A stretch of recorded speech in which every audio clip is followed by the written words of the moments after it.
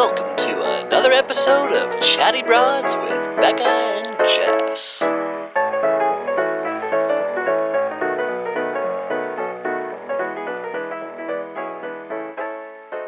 Lord, I lift your name on high. Lord, I love to sing your praises.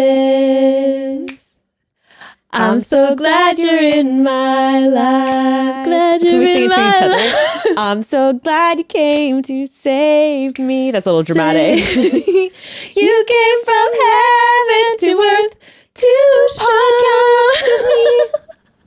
From the bar to the studio. I'm like, what's the next? My debt to pay? Tragic. I guess my bills to pay. My bills to pay. From the bar to the studio. From the studio to the charts. End. Oh, I like that better. The charts. Broads, I lift your name on. Sacrilege. In typical Bible Broads fashion, anyone who didn't grow up exactly in the same specific evangelical group that we did, or in the certain age range, what in God's name is that song? I have a hard time believing that not everyone knows Lord, I lift your name on high. I mean, I know not everyone does, but I remember. Wait, I'm going to do a poll on my story real quick and say, have you heard the song Lord, I lift your name on high? I want to see how many people. I will say this. I remember the first time that I don't know, we were in LA regularly hanging out, and I was meeting people. And at one point I busted into a evangelical Christian song as a joke. Do you know and everyone looked at me. No, I don't remember. Everyone looked at me what are you singing? What in the world are you singing? And I'm like, oh, I'm not in Orange County anymore. Gray has never heard Oceans. That was a chart-topping song. No, that's what I'm saying. I was saying the other day, I remember celebrities, a bunch of celebrities were posting about it. Because the lyrics at certain parts were vague and it could sound like a love song. For sure. So people were like, oh, it's a love song. I remember one of the first Christian bands to ever break into the quote-unquote secular charts. Which one? Was Jars of Clay. Oh, which one? It was Flood, which is a strange song to get popular. And if I could swim after 40 days and a mind's been crushed by the crashing waves of me up so high that I think there's so many biblical references. I know, but I think it was a little more avant-garde. So it was it's a good song. I love Jars of Clay. Also, of course, there's Dare You to Move. Which that was a big one. That also was a chart topper. Yes, Walk to Remember really broke into some of those barriers for some of us. I was like, oh my God, an album that my parents will let me listen to. Were your parents, they were, you know what? Except for random bands my mom loved, right, of course. Because she was allowed to listen to it, but I wasn't. Well. So then yeah. I know what's crazy. I'm sure we've had these conversations on old Bible Broads episodes, but I don't even remember because it's been literal years now. Wait, so your parents were strict about music though? Yes. Okay. Oh, my mom was. Okay. My dad, my dad was a little along for the ride when it came to Christianity. Right. In recent days we can get more into it, but my mom has I'm had typing out this poll too. I'm listening. My mom has had a big shift in her spiritual journey. Yeah. But after my dad and mom got divorced, my dad tried to go to church for a hot minute after, and then was like, yeah, I don't buy any of this. Oh, and he was always like, yeah, he became a Christian because my mom became a Christian, and kind of fell into it that way. So he would support. He's like, well, I want to hit it. So I believe in the Lord Jesus Christ. but straight up, I think, he was just whatever rules my mom set in place. He was like, sure, I'll support those rules. Right. Yeah. Okay, Broads, we interrupt our singing session before we dive into this episode to ask you, what if you were told that before this ad break is finished, you could have all your unwanted subscriptions canceled? I know. I almost didn't believe it either, because canceling subscriptions you either forgot you had or never wanted to take past the free trial in the first place can be impossible. But with the help of Rocket Money, it's completely possible. Dare I even say easy. I love Rocket Money. They're They're such an incredible service. They find all the money you're spending on subscriptions each month. Some of them you have probably totally forgotten about, and then they let you cancel them simply and easily by the push of a single button. That's right. Just push cancel and Rocket Money takes care of the rest. I was so surprised at how easy it was after having tried to cancel some subscriptions on my own and given up. Okay, I could not believe Rocket Money could do it in just seconds. Get rid of unnecessary subscriptions with Rocket Money today. Go to rocketmoney.com/chatty. It could save you hundreds per year. Your future self is going to thank you and is going to save money. Go to rocketmoney.com/chatty. Interesting. So were your parents strict with you Actually, with music? not about music. Like, Really? if we were listening to a song and, like, look, I had friends where I remember, which was funny because I went to a Christian private school, but then I very quickly learned that, like, not all Christians were like our family Christian, you know, where I was like, oh, you, like, do things differently. We talked about this a couple weeks ago, me, you, and Evan. But, like, I remember, you know, some friends, like, we'd get in their car and we'd be listening, you know, to the top 20 hits, and I'd be like, whoa, okay, this is different. Like, my parents, what's that song where it says, like, it was like one of those songs that would play in the mall all the time in like 2006, where it was like, it had some line about like the sounds you make like in between the sheets. It was like kind of a sad song. It was kind of like, come on, get high. It wasn't that song, but it was like a song like that, like come get higher. It was like, and I remember my mom, you know, it's like it would come on. She'd be like, do we, you know, like, do we have to listen to this with like the sexual reference? But again, like you said, my parents would be, you know, even like Brown Eyed Girl with Van Morrison, it's like there's that line of like rolling around in the grass like behind the stadium with you. It's like, well, they're talking about like having sex. So it's like all these illusions that we would listen to, and my parents, you know, classic oldies hits that are a lot of sexual allusions to sex. My mom would blast Duran Duran when I was growing up, and I'm sure there's, I will be honest with you, I do get a little embarrassed when you know, like a early 2000s playlist comes on, because I don't, and everyone in the club or everyone in the car is all singing every lyric. And I don't know any of them. Okay, I had that moment in because I never was allowed to listen to them. I always have that moment with boy bands. So I didn't listen to like boy bands growing up. We didn't do really like Britney or like, you know, any of those what were the two big boy bands? NSYNC and Backstreet Boys. Yeah. I remember on The Bachelor, like all of the girls were singing along to a song, and I was just kind of like I'm like, I want to be part of the group. Yeah, I didn't really, especially the early 2000s when I was little. But like when I was in June, like I would say when I was like 11 on, because I was also in the age of iPods, like, and so I didn't have to like buy a CD. Like I could rip music on my computer, or like friends could make playlists on CDs. I guess so it was different, because before, remember, you'd have to go out of your way to like buy a CD. I guess friends could burn CDs. So actually, no. All right. So I even remember my sister would give me her burned CDs. So I guess I had ways to the secular music. There were a few. So I now know, like, it wasn't until later in life that I then was like, oh, Britney Spears. And then I binged Britney Spears albums, and I was like, this is great. And then I like binged, you know, some NSYNC or whatever. So I know a lot of Britney, but like I know some NSYNC, whatever. But like most of the songs I don't know. And I did have access. There were a few times that I was able to get my hand on a burnt CD. Yeah. This is so sneaky. Sorry, Mom, if you're listening. There were definitely a few times where like my friend at a sleepover was like, here, take this. And I like wrote a different name on the CD to like listen to it. Oh, shit. So my friend, like I would, because I wasn't allowed to. I would get burned CDs, or I would get like, stuff on my iPod. And so there was random songs. Like I remember a friend gave me a couple CDs. And so because of that CD, I knew like Sexy Back, and I knew a 98 Degrees song. It was like a random playlist. So I knew a Regina Spektor song was on there. I just remember. So there was all these random songs that I would get exposed to that way. My parents definitely wouldn't let me buy like an explicit CD. But then when I was like 12, I just remember I could buy stuff on iTunes on my iPod. Right. And then I would just buy whatever I wanted, and no one was like checking. That's what changed the game for me. Right. You nailed it right there. As soon as I got my first iPod and iTunes, for me, how old were you? I was 11 or 12. Yeah, I was in high school. Right. You know what was crazy is you this is a side note, but I'm like my brain exploded.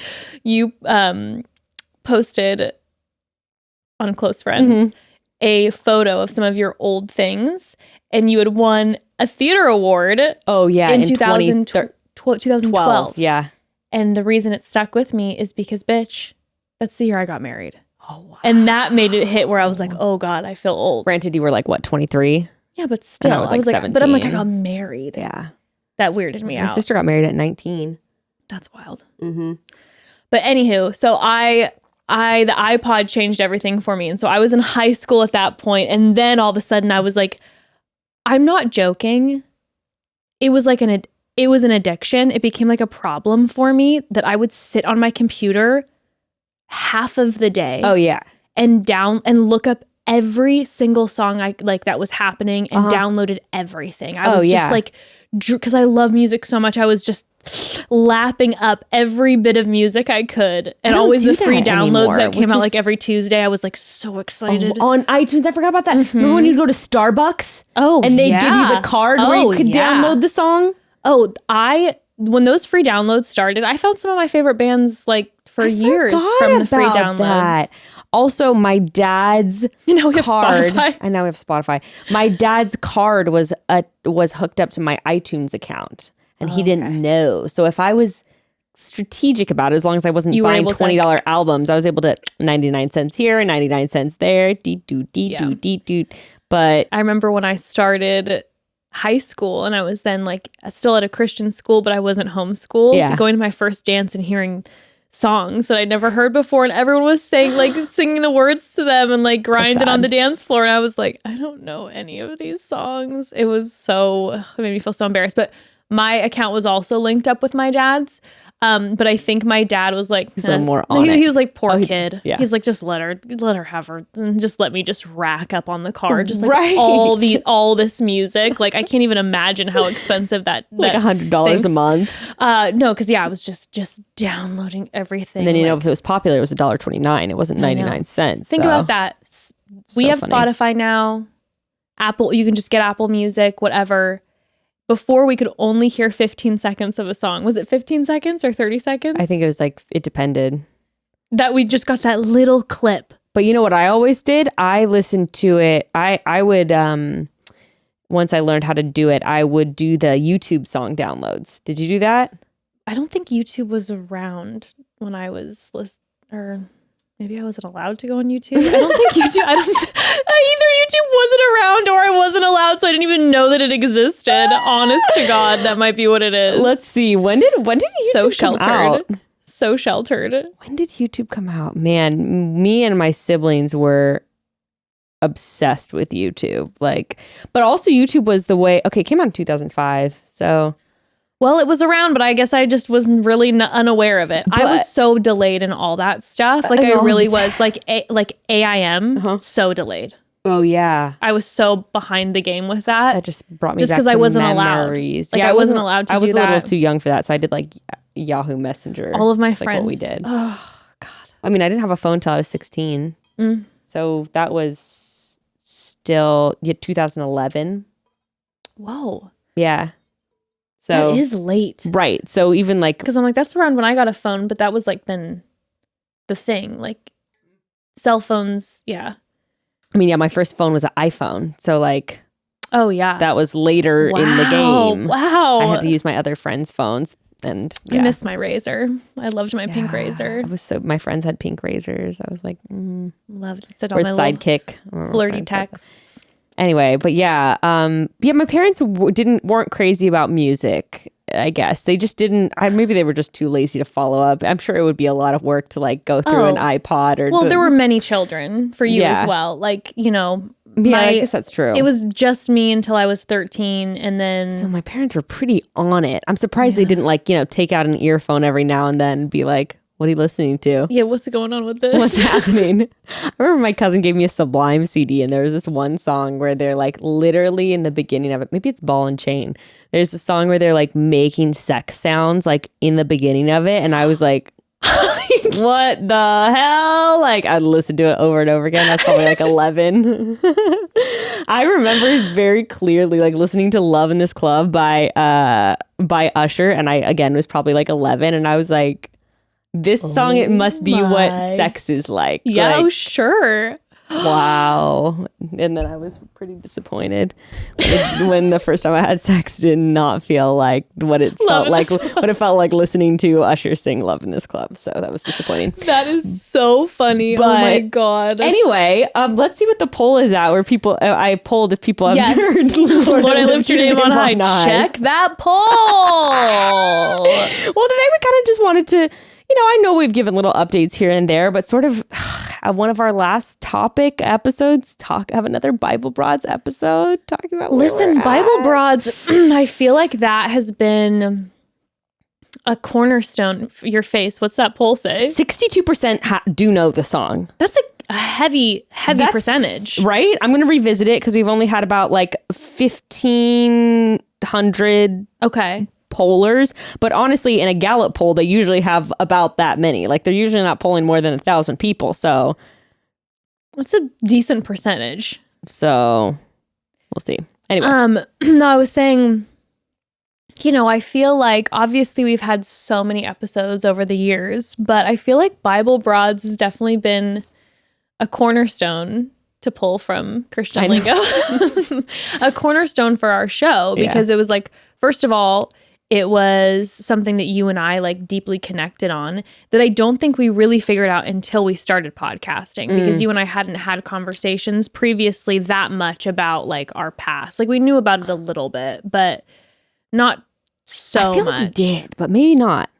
I don't think so. I think we were talking a lot more about like relationships and babies and stuff. And granted, it wouldn't have been crazy though for us to, like literally all of our friends in that circle were raised in Christian communities. Yeah, so it's probably just an assumption. A But I think at the time, I know for myself, even that community of friends that we were in, like everyone was still really involved in the church. And I was I had been making my way out for some time.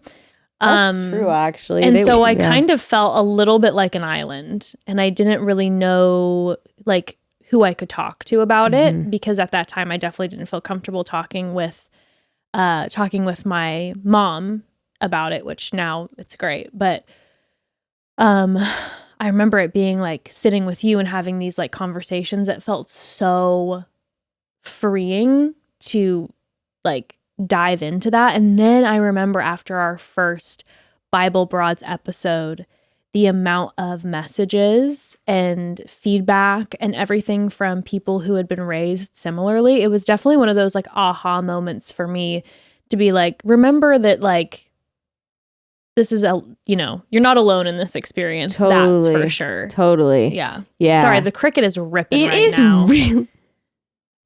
Pause for the cricket. It's funny too, because I don't know. I've been like going through old journals and stuff lately, because my mom dropped off like 6 giant boxes of like stuff from like my youth, and so it's just one of those things where you're like, what do I do with all this shit? Like I don't want to. I have to go through it. Yeah, there's definitely some things to be gotten rid of, but like then I have to go through the emotional journey of deciding what to get rid of, and then I know there's like a lot. Oh man, it's just like oh my God, I went through one night graduation cards, and there was like 6 cards from dead people in my graduation card stack, and I'm just like, God. Granted, they're all like most of them are like really old, but still, it was like, there's like it's a lot. There's all these things. Have you gone through any of your like old stuff? I have gone through some of it, especially of like mine and Evan's history, right? Which that's kind of fun. I love that. And then there's but also like breakup letters and stuff between us, and that's like actually really sad to read. Really? Yeah, it makes you feel kind of sick because you just remember now it's all good, but you just remember those feelings get kind of dredged up a little bit. Well, on that note, like a lot of it's really interesting, I guess, with my journey just with Christianity. It's really interesting. Like I can't pinpoint like I don't think I ever had a moment. I never had like I don't think I ever had like a fuck this moment ever. Right? Like I know everyone talks about like deconstruction and reconstruction. I guess I didn't feel like I had that. But also I feel like after a certain point, I just stopped talking. I think it was when I decided that there were certain things that I didn't really like feel that bad about anymore, like smoking weed or having sex or like stuff like that. I decided I didn't feel bad about it anymore.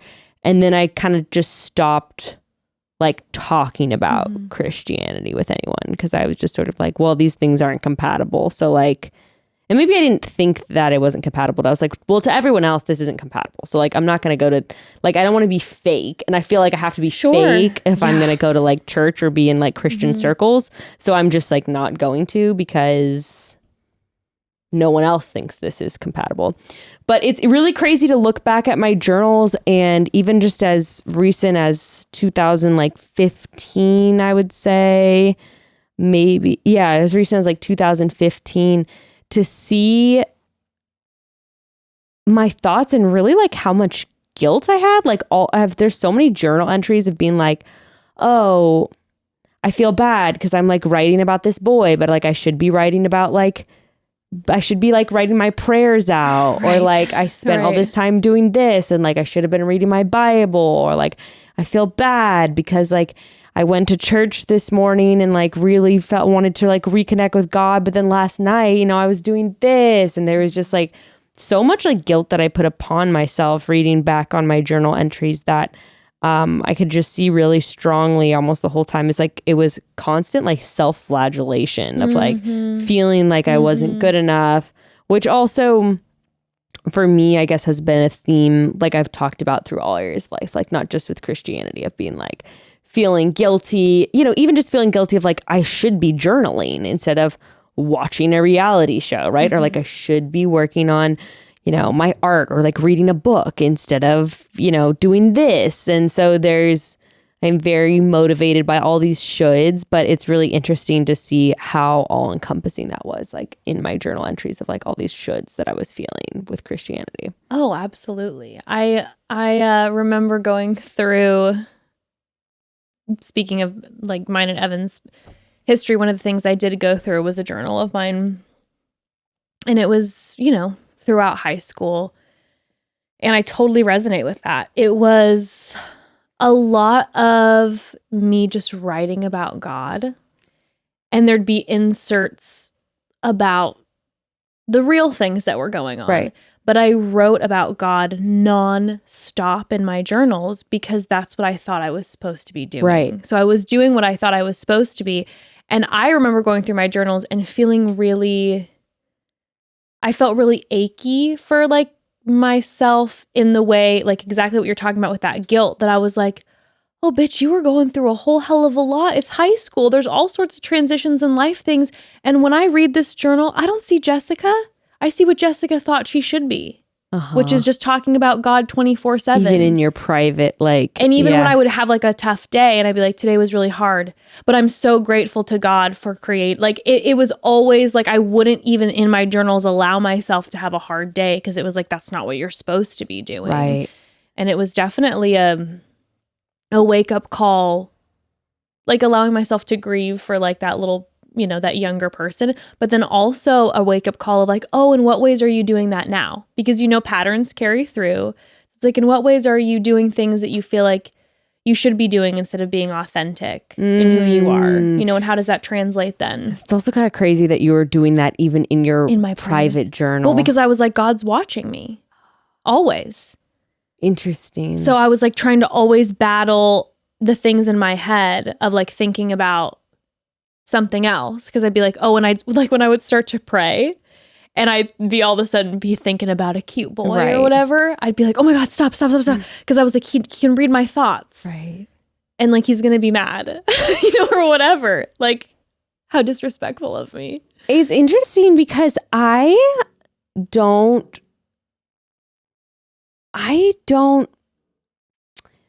think I felt, I'm like trying to remember what it felt like if I felt how I felt God felt about everything. I think in my like brain that rationalizes and conceptualizes, like I think I really clung to, at least in the more recent years, like God knows the human experience because he was man. And so he understands like every part of the human experience, which is like selfish and all of that. So I think that I thought like, well, God understands, like, interesting. but I felt like because of the community, I felt like I had to prove to God that I desired a relationship with him. Okay. So like, I don't think I ever really felt guilty. Oh, this is interesting. I don't think I ever felt. Yeah, I don't know. I don't like. I'm trying to think with like sex and stuff in high school. Like, I don't really think I felt bad. I don't know. It's really interesting to try to remember, but I feel like I felt more like I had to prove to God that I wanted to be close to him. And in order to do that, I had to like sacrifice sacrifice my time, like in terms of like volunteering or the Bible or prayer in order to like show my devotion. Right. But I don't think I felt a lot of like God's like judging me. Okay. Interesting. I felt like I just was always told that I would be putting up a wall in my relationship with him if I was sinning. Okay. Because, yeah. Was it all motivated by that perspective of God for you, or was there also like an authority piece in there too, like parents and authority figures? Well, definitely. And they were also the ones like telling me all those things, right? Sure. But like, I think I remember even feeling like, oh, well, Jesus hung out with like people who were really bad sinners. I don't know. Oh my God. Have you seen all those commercials like Jesus, he gets us? Have you seen all that No. stuff? It's like, I saw it on TV recently and they have like an Instagram account. It's like, Jesus suffered from anxiety too. Like he gets us. And it's like this whole campaign. Wow. Coming from... You don't know? Okay. He gets us. Coming from Jesus. No, it's literally, no, there's an Instagram called like Jesus he gets us. It's a new PR, baby. Yeah. It's time for a new PR campaign. Jesus is like, no, I also had anxiety. Okay. Trust. I don't know. Very anxious. Please. Okay, broads, quick pause. So if you work in any field that requires you to wear some sort of scrub-like uniform, listen very closely because we are here to tell you about the company that is turning traditional scrubs on their heads, meaning they're both functional, comfortable, and stylish, okay? And they just launched a ton of new colors for fall. Of course, we're talking about Figs. Figs, they make the comfiest, most functional, most stylish scrubs around. No matter what field you work in or what your day holds, you are ready when you're in Figs. They've got their innovative technical comfort technology, ridiculously soft 4-way stretch fabric, and they've thought of every little detail. Super functional. They're moisture wicking, anti-wrinkle, and anti-odor.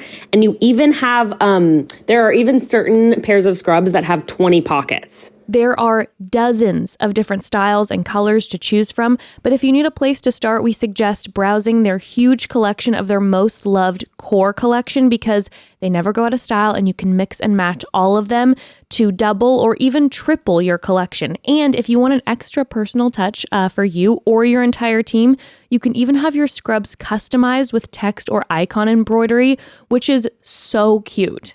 Figs believes the awesome humans in healthcare deserve awesome scrubs to match. Head to wearfigs.com and use promo code chatty to get promo code chattybroads to get 15% off your first order. That's wearfigs.com, promo code chattybroads. So every place I've ever lived in, no matter if it was my parents' house growing up or my first apartment as an adult or now my first place with my own family, my bedroom has always been my most favorite room in the house.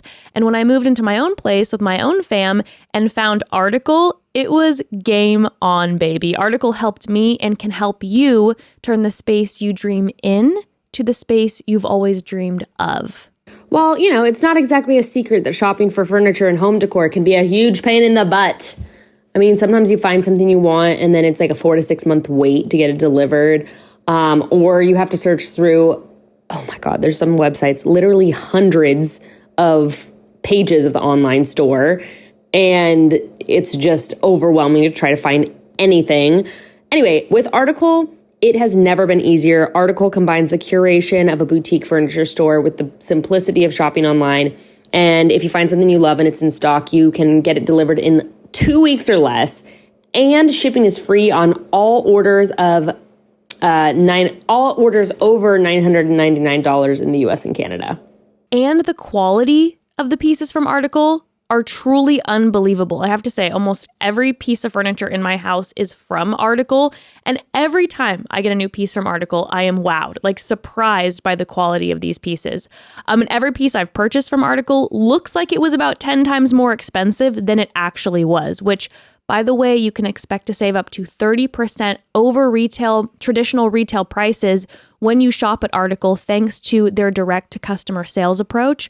Article is one of the first places I look anytime I need something for my home, and the experience is always consistently hassle-free. Article is also offering our listeners $50 off your first purchase of $100 or more. To claim, you just have to visit article.com/chatty. The discount's going to be automatically applied at checkout. That's article.com/chatty for $50 off your first purchase of $100 or more.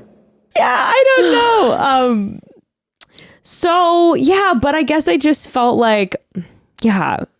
So it's interesting. But then there was also, and this is something that I've been really sorting out with people in my life recently. I was talking to a friend who was not raised Christian at all. And she was talking about, I felt like this was really interesting. She was saying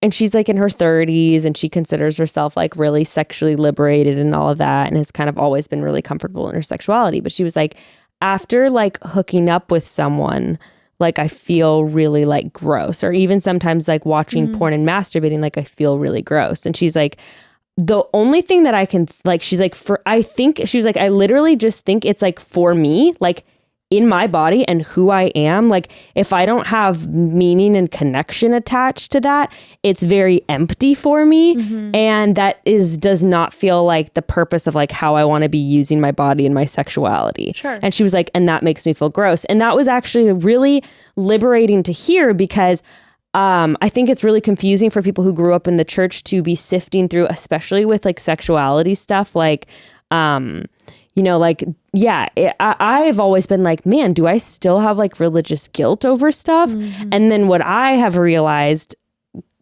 actually, especially in talking to that friend, is like, it's a little bit of that, but then also sexual trauma. And then also like certain people are like not made for certain things, and like certain like, and to just be aware in the moment of like, am I just like honoring my body or my desires in something that feels good? And if this makes me feel bad after, like, I don't need to immediately assume that that's just like religious guilt and I need to get over it because it would like everyone's telling me, of course. You know what I mean? Like everyone's telling me that it feels good and that this is normal to do. And like, it's interesting. And talking to friends who weren't raised Christian, we're like now having the next wave of like the sexual liberation conversation of like, oh yeah. And like some people just don't, like it doesn't feel right to them to hook up with people, or it doesn't feel right to them to like watch porn, or it doesn't, and that leaves them with a yucky feeling. Right. And that's not always religious or cultural repression. Well, and that's the whole point of sexual liberation, right? Is to be in a place where like basically everyone being able to be in a position where if I want to have sex, I should be able to have sex shame-free. If I want to stay celibate, I should be able to stay celibate shame-free. Like it's my body and my choice. Well, yeah, but I think I've talked about it before, that it becomes very confusing, I think, for people of being like, well, like, why do, like, if I feel, and this isn't my story, but I know it is for some people, like if I feel icky after masturbating, like what's wrong with me? Do I have childhood trauma that I'm repressing? Do I have shame of being a woman that I need to unpack? Like, And it's kind of liberating to talk to people and to be like, well, maybe not. Like, maybe that's not actually a problem that I need to unearth and work through. Like, maybe that doesn't feel good to you. Right. That's the thing. And I think, and I think that that's amazing, because I think then you're allowing yourself to genuinely examine all of those things and potentially have a breakthrough. Yeah. Or the breakthrough is, this is just not something that feels good for my body, and I don't enjoy it. Yeah. Yeah. And that's okay. Yeah. And no one should push anything like that on someone. Yeah. You know? Yeah. Well, it's like with anything, things are very nuanced. And so general messages that are ultimately good messages can get confusing if your experience doesn't fit that message. Anyway, I don't know where I was going with that, but I think I was going to say, like, thinking back on all these things, it's interesting to sometimes, I don't know if you have this experience, but sometimes it's muddled whether it's religious guilt or maybe it's actually not actually tied to religion at all.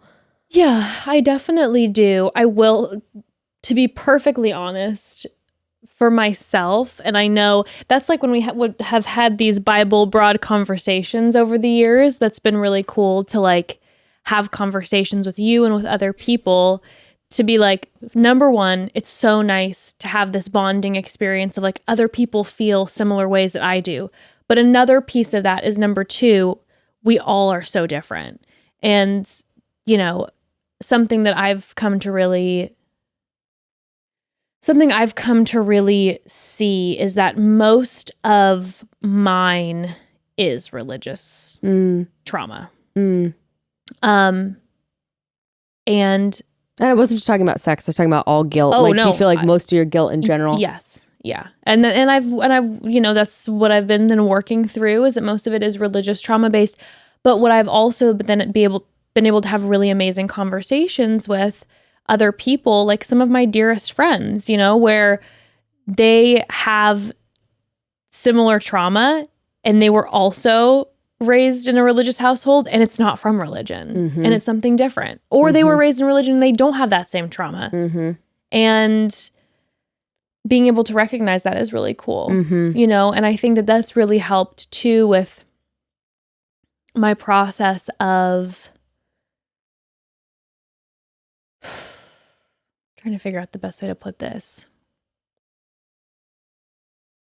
Basically, like, being able to have empathy for myself and also other people's valid experiences as well. So when I'm having a conversation with someone who the specific religion that maybe really traumatized me, like really helped them, and not judging that and being like, no, that was really beneficial for you. And it did really hurt me. Yeah. Well, something that I've come to realize, I feel like actually through our conversations, especially in the last year, is when we're talking about religious trauma, what ultimately most of these things come down to is trauma in a community.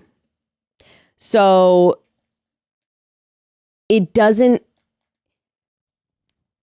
as we know, different communities use the Bible or the religious institution of Christianity in such a variety of ways, right? Like, we see Westboro Baptist using the Bible, and we see, I don't know, can't think of any good examples, but we see all of these, and we see organizations that are out there, like, you know, protesting and donating and doing like wonderful things with their church organization, right? So there are like so many different ways. And so I think what it really comes down to, and why it might be hard for people to understand who are like, they might have been in a community where it's like they were very alone, and they found a church that was a wonderful community that welcomed them with open arms, and people who supported them. Like, I remember a friend whose mom, her husband passed away. My friend's dad passed away while her mom was pregnant with her.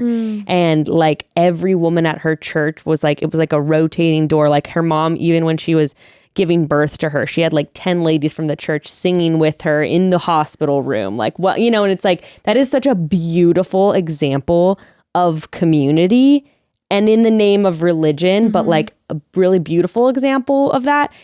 And also, it's like at that same church, like this might have been happening at the same time in the name of the Bible that was seriously traumatizing to someone. So it's like, right. And I've just realized it's like so much of it has to do with like whatever part of what a community did to you. 1,000%. I was having a conversation with a newer friend of mine who is queer, and they grew up in an affirming church, like an LGBTQ affirming church, and had, this experience in their specific community that was always so affirming and so good, and having the conversations with them about all of a sudden when they branched out of that and saw other versions of that, being in shock. Right. Like, I'm not accepted. Like, what? Right. And it was like, oh, but that was the community. Right. And it's like, it's too... Or even our experiences that we've talked about recently of like my church upbringing being very accepting of the Holy Spirit and spiritual gifts, right? And prophesying and like all of these more like, whoa, mystical. I mean, they would not call it mystical. They'd be like, that's not what it is. But I'm like, that is mystical. Like, you're like mysticism. You're like channeling a spirit to tell the future. Like you do get that's what's happening you're psychic. here. Right. Like don't know how to tell you that. But like that was happening in my church, and that was like not happening in your church at all. Like that's a really different, and we didn't really talk about that much until this year. And I'm like, that is a really key different experience in our religious upbringing. Right. And I remember there were like active, this was when in the younger years of my church upbringing when I was younger, but I remember this one specific church I was going to when I was young. Not only was it not a thing, churches that practiced the way you did, oh, we talked about you. Right. And it was like, that's not God. Right. I don't even know what they said it was. But it was like, no. And it was like, not only did we not do that, it was like, no, it's not okay. Or like my parents would speak in tongues quietly, but then they said, if you're speaking out loudly in tongues, which other people in our church would do, my parents said that's not right because someone should be translating it if someone's saying there were all these different rules and where regulations. the hell did that even come from? I don't know. Is that biblical? I don't know. Like, and that's the other thing. Like, how much of this stuff is even like, what's even biblical? Like, I remember getting into a full, oh my God, the memories, getting into a full, like, huge argument, like almost friendship ruining argument when I was in, God, I don't know, like 4th or 5th grade with one of my friends who I did the homeschooling organization with, which I think, by the way, is where most of my religious trauma comes from. It was this like small group, but we would meet 4 times a week and would have like chapel every day. And it was like, I mean, that's intense. It was intense. But I got into this almost friendship ruining argument because my friend, because her family believed in a certain form from Revelations of how the rapture and the coming of Christ would happen. And my family believed in a different order. And both families were like, it's wrong and unbiblical. And we were like, had this, I'm like, what? Have you ever read the book of Revelations before? You can't even because nobody knows. It's a little veiled. It's like pretty sure the man was on some heavy shrooms when he was writing it. What is going on? And everyone was like, no, this is how it is. And just fighting and just the divisiveness between like, we were fighting for our parents, right? Because we were fighting for what our parents said and believed in. But it was like, we're arguing about what? Well, even the concepts of like heaven and hell, like it can be argued. There's actually a lot of passages throughout the Bible that talk about like, basically like this eternal sleep like after you die. So it's not even like this idea of heaven and hell thing isn't actually necessarily like Bible based. No. And there's definitely no clear like guidelines on how all that goes after you die, to be honest, in the Bible. It's just like we're talking very loosely about like end times, like in Revelation. There's one reference to like what Gehenna, is that what it is? Where like it's burning outside of the city and that's like the big hell verse. And it was referring to and like I know that there's the lake outside. Of fire that like, Satan and anyone who denies God will be like thrown into the lake of fire. So there is that, but that's also in the context of this like very, dramatic vision narrative. Yeah. There's like actually more verses of the Bible that back up this more like eternal sleep, like nothing happens after you die. Well, and also I'll never forget reading Rob Bell's book, What is the Bible? And seeing, such a good book, by the way, and seeing him breaking down like, okay, a lot of churches always use this specific phrase to mean this. Let's actually break down like the Hebrew or the Aramaic and what at the time it meant. And I remember him using the example of like if someone were to unearth a book from right now in thousands of years and someone was referring to Democrats and Republicans as the donkey and the elephant and just kept saying donkey and the elephant or red and blue, they'd probably read it without knowing context. You'd read it like, well, even Democrat and a Republican, like even to use that example, if someone is saying Democrat and Republican, that has a completely different context from 100 years ago, which in the grand scheme of time is a really short period of time. So you could also interpret those things as meaning very two different things. But then imagine in thousands of years reading a book and it was just like, well, in the red and the blue, and it's like red and blue. Red and blue. What do they wear red and one wear blue? I don't understand. Like you're trying to then figure it out. Historical context. Yeah. So much historical context. Yeah. So yeah, all that being said, I think that everyone's experience with Christianity is just so different because we were all surrounded by different people when we were doing the thing that we did. And I think that people also walk away for all different reasons. I was telling you recently, I think, and something that I was finally able to put in words, like, I think that I don't know. Do you remember what you said on the first, our first Bible Wads episode, like what you believe or whatever? You were definitely still way more like cautious with what I was saying. Yeah. Yeah. I mean, I was like, I'm about to open up. I wasn't actually going to say cautious though. I was going to say more like you were doing a lot more like sorting at that period of time. Like it was sorting and it was also cautionary because I was like, this is going to end relationships when I say this. And I was very aware that it would, and it did. Even though I felt like I put things gently, it did end a lot. And so I was aware that was going to happen. Yeah. So I was definitely like sorting. Like, that's a great way of putting it. And also I was trying to process, like, I was feeling there were so many emotions coming up where it was like fear, rage, justice. Like, that was also a time too where I was watching that specific episode. I was watching a few friends go through a lot and I was mad. And rightly so. Righteously angry, as they would say, right? And so there was also, because there was like that, like there was anger there, I was kind of trying to be a little more cautious, being aware of like the feelings I was feeling. Yeah. Yeah. Do you remember for yourself?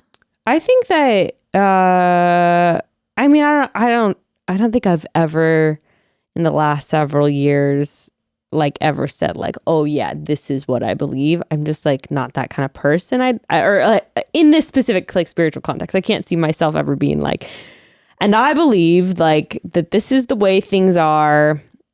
I don't really know. I probably just, I don't know, but I don't know what I said, but I do know now, like what I've sort of come to realize is like, I actually do a lot of the same, I live like a lot of the same spiritual life that I always did, in the sense of like, and I was telling my mom the other day, like, it's so interesting to try to, I don't have like a vocabulary because I have the vocabulary that was given to me by the church that doesn't feel right though, because for me it's so associated with a lot of personal guilt and shame, but then also associated with like a community that I don't necessarily feel like I fit in with.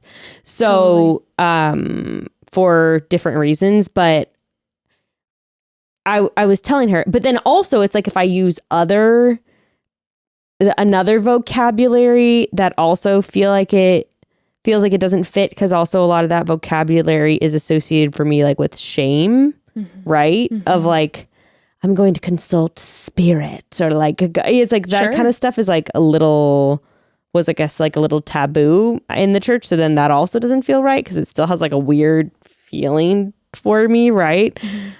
So, but I mean, I the truth of it is there is so much, at least in the church community that I grew up with and set of spiritual practices, like there is so much overlap in a lot of like, and I think both parties don't seem to realize this, like at least in the church community I grew up in, like there was a lot of like you consult the Holy Spirit. And then now in a lot of the like woo spiritual circles, it's like y'all are doing like the same thing. And I think you both don't realize that you're both just trying to like connect to a higher power to help you figure out what you want to do next in life. And so that was a big thing in the church that I grew up in. It's a big thing with a lot of spiritual circles that I see now. And I'm like, you guys are doing the same thing. Same with like prayer I mean, let's be real. Manifesting is like basically the same thing, you guys. Like, I don't know how to break it to you, but when you're like manifesting stuff or when you're praying for stuff, like you guys are like doing the same thing. You're like, how can I like visualize and meditate on like these things that I want, this life that I want for myself or the life I want for the people around me? Like, that's very similar. My sweet mom and I had this conversation the other day because my mom is like, you know, still... She would say, she's like, I follow Jesus. Right. But she's like, you know, I don't like to be associated with the Christian church. She's got all of her trauma that she's working through too. But she always is praying for me. Right. As is my grandma. Yeah. And years ago, I had conversations with them where I literally was like, it triggers me a little bit when I tell you something I'm struggling with and you tell me you're going to pray for me, because to me, I just write that off as just like, nah, like what? Yeah. Stop. Yeah. Like, what do you, no, I help me. Right.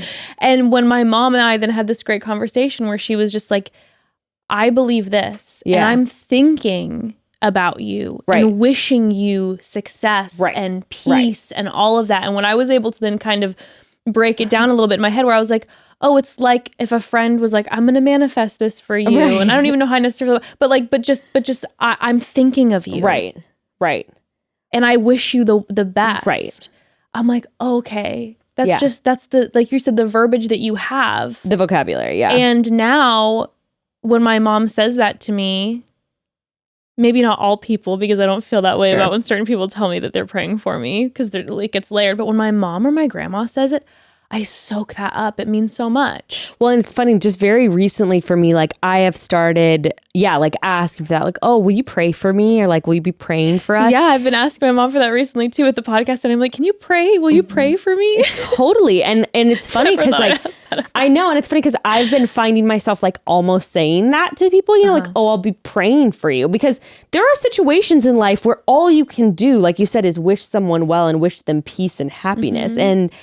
And so lately it's like they're even in like a family group chat, you know, like I'll be praying and then like I will, you know, like I'll think on that person. And like Gray was even away last weekend and like I was praying for him, right? Like he would come to mind and I would think in my head, you know, like I would visualize him and I would be like, I just, you know, hope that I basically praying, you know, I'm going to speak like peace upon this experience for him and that he will have a refreshing time where he can like, you know, all of those things. So I was praying for him and it's not, you know, the vocabulary that we grew up with. It doesn't feel like kind of powerful to like reclaim that a little bit for yourself, because I've been feeling very similarly lately where I am like, oh, I'm taking these moments, like if my mom's having a hard time with something, like am I bowing my head and going, dear Jesus? Right.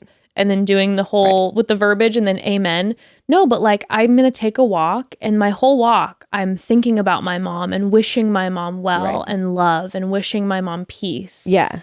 And I'm like, yeah, that's a form of prayer. It's a form of, Yeah. And I know there's like, studies that like prayer doesn't do anything. And it's like, whatever. And I know that there's also the type of prayer where it's like, and I used to sort of scoff. Not really, actually. I guess, like I said, I never really dipped into that phase where I was really like scoffing, but I might have like been like rolled my eyes, about like 30 people gathering in a room and like praying over someone. But like when I think about it now, I'm like, is that going to change like their medical outcome? Maybe not. But also like, I do now feel that, and I honestly don't remember how I used to feel, but I feel right now that it is very powerful to have like a group of people, if not powerful for any other reason than your mental and emotional wellness, to know that all these people are desiring good things for you and even gather to wish those things upon you. Well, and I think again, that's then the trauma of our association with that word. I know for myself, I'll just speak for myself only.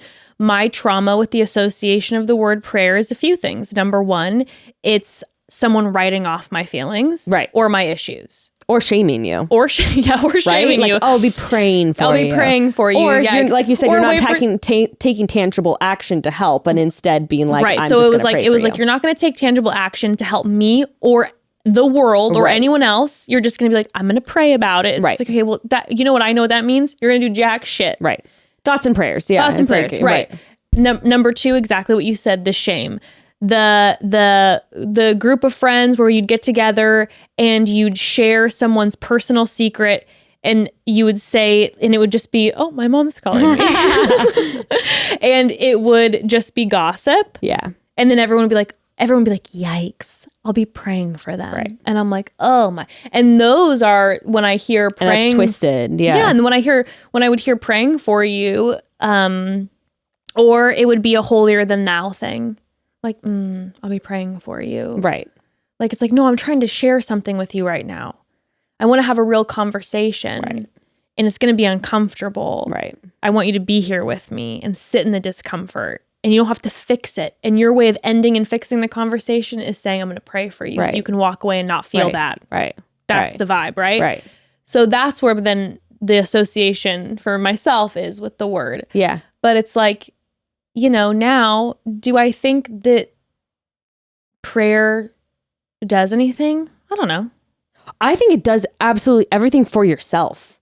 It's like if I spend my night when I go to bed praying for my children or my friend or even maybe someone I don't like, it's like that is all...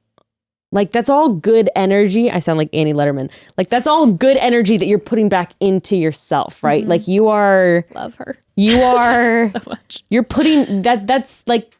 I just feel like that's good energy that's circulating within yourself to, like, wish well upon people. Oh, absolutely. Your children, your community, your friends, your family, your enemies. We're not talking thoughts and prayers, no action. Right. But it's like, no, when I love someone and someone's hurting, like, I know that it has meant the world to me for someone to also tell me, like, I've been thinking and praying for you when I believe them, to know. When you believe them. When they're not bullshitting me. But when someone is like, I've been thinking and like praying for you, it's like, wow, like you've been taking time to like meditate on like my well-being. Like that's really beautiful. Yeah. Like, and I appreciate that. I've been trying to come to a place in my journey where when, and who knows where I'll land, probably, you never quite figure it out. Right. But like where when someone says, I'm praying for you, that I just take it as you're thinking of me and you're wishing me well. Right.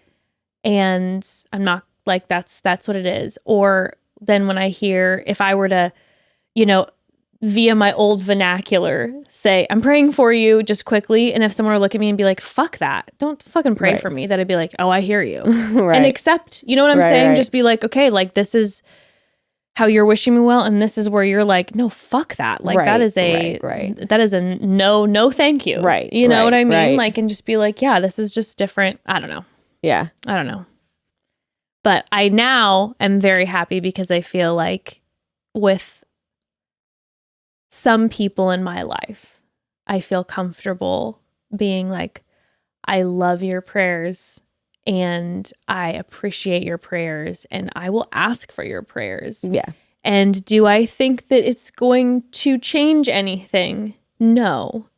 But it does make me feel less alone in the world knowing that you're thinking of me when I'm having a hard time. Totally. And that means a lot to me. Totally. I think a big difference between me and you that we have talked about recently is that when I was maybe like older than 15, all of my close friends were sort of on a similar page as me. Yeah. Or an unspoken similar page. Uh-huh. And the only people in my life were that were pretty like staunchly Christian, I would say, were like my immediate family and my friends' families. Right. But like not like my friends or like my social circles. Like no friends or anyone like that was like judging me, you know? And I feel like that was like a pretty big difference in our like older teen, young adult experience. Yeah, I think so. Definitely had some friends. It was so funny. I definitely had friends who were like struggling and were questioning it, but we were all too scared to talk about it with each other. And I think a lot of it came from I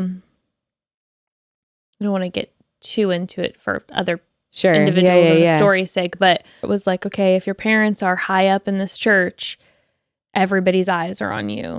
Well, I think it also helped too because my parents were in positions of leadership, but my older siblings kind of both really fucked up in certain ways. So you were like, so they kind of paved the way for me where already my parents sort of had this thing of like, and to be honest, like a lot of, and maybe that was also just where I grew up just in terms of like city. Like there was also leadership in the church, like even our pastor of the church, like his daughter got pregnant when she was like 19, you know, and that was like part of their story as like a family. And of course it was a big thing because it was like she kept him and it was a beautiful story of life and all of that sort of thing. But it was like, I think that there was a big narrative in our church. A lot of elders had older kids where it was like, you got to pray for them. Like these youth are out here like, yeah, I don't know. It's interesting to like think about that church culture of like, I felt like there was a decent number of parents who their kids were just doing their own thing. Yeah, ours was interesting because it was like there was a ton of youth there. Yeah. But there was a group who were like the good kids. And I knew that group and I was not, and that's the other thing. I was not like accepted in that group. I felt like from a young age, like from like 10 probably. I remember being like, man, I'm like not in that circle. And I didn't know why I wasn't in that circle. Cause like, I felt like I'm like who my parents are, like I felt like I should be. Part of it, I think, was that I was homeschooled too, and that I like was not like involved in like other aspects of like, interesting. the community. I don't know. Interesting. But I was not in that circle. I would have welcomed you in, babe. I would have been traumatized inside it too. And we could have done it all together. Okay, broads, one more quick pause. So I love the flavors and dishes of autumn. Okay, the warm soups, the robust spices, winter vegetables. It's literally one of my favorite things about the seasonal transition to the end of the year. However, fall is also one of the busiest times. It always is one of the busiest times, which means I don't have nearly as much time to spend in the kitchen as I would like to. You also know me. You know that I can struggle in the kitchen, so it's hard enough as it is. But thankfully, I have a lot of help from Daily Harvest, which allows me to still enjoy the fresh flavors of the new season for every meal without spending any extra time preparing them. Dude, Daily Harvest has your back no matter how busy your life can get. I love that everything's in my freezer just ready to go, from breakfast to dinner, everything in between. All of their meals and snacks are built on organic fruits and vegetables. You just have to, depending on what meal you have, you just have to heat it or blend it or mix it. And it only takes a few minutes and you have a delicious meal ready to eat. They're super nourishing. They never use any artificial preservatives or ingredients. Everything is super healthy. You don't have to think twice. Just pull it out of the freezer, prepare it, and enjoy. So let's get into some of the specifics because broads, this is seriously yum. For breakfast, I have been loving the apple cinnamon oat bowl because, again, your girl loves fall flavors, okay? But if you're into smoothies or chia seed bowls, they've got those on the menu as well. For lunch, I always find myself reaching for one of their warming soups. And for dinner, you cannot go wrong with one of their flavorful harvest bowls. So good. You deserve one less thing to worry about. Let Daily Harvest take care of the fruits and veggies for you, and go to dailyharvest.com/chatty to get up to $40 off your first box. That's dailyharvest.com/chatty for up to $40 off your first box. dailyharvest.com/chatty. So now that we are officially in October, it's basically the holiday season from here until January as far as I'm concerned. I know some of you might think I'm jumping the gun here a little bit, but October is actually one of the most popular months for weddings. So let's assume you have one or more to attend. Then you've got the rest of the holiday season. I mean, long story short, the next few months are going to be filled with more than likely a lot of formal wear, which means for those of us who like wearing shapewear, a lot of shapewear, which I always wanted because, I wear a lot of the short formal wear and didn't want that panty line, but which I often avoided because, the not being comfortable part and also the peeing situation. But these are not problems with Honeylove. Honeylove is changing the way that we feel about shapewear because they are making it functional, but also, dare I say, comfortable. A lot of other shapewear brands have a tendency to be made with super tight, super cheap fabrics that just completely flatten you out. No. Honeylove is made using technology so you feel supported where you want, but you don't lose any of your natural curves. It is designed to work with your body, not against it. So, Honeylove's Superpower Short is their #1 bestseller, and let me tell you why. It has boost bands built in, so you don't ever have to worry about them rolling up or down during wear, which is amazing. And what personally sold me is it has an opening in the gusset. Okay, if you've ever tried to go pee while wearing shapewear, well, then you already know that it is a pain. So Honeylove has got it all figured out, okay? It's amazing. And also, for me personally, what I love, goodbye panty line in those tight formal outfits. No matter the occasion, you deserve to look and feel your absolute best. Get 20% off Honeylove with code ChattyBroads at honeylove.com/chattybroads. Calling all our honeys, you deserve it. It was the group of the quote unquote good kids. Yeah.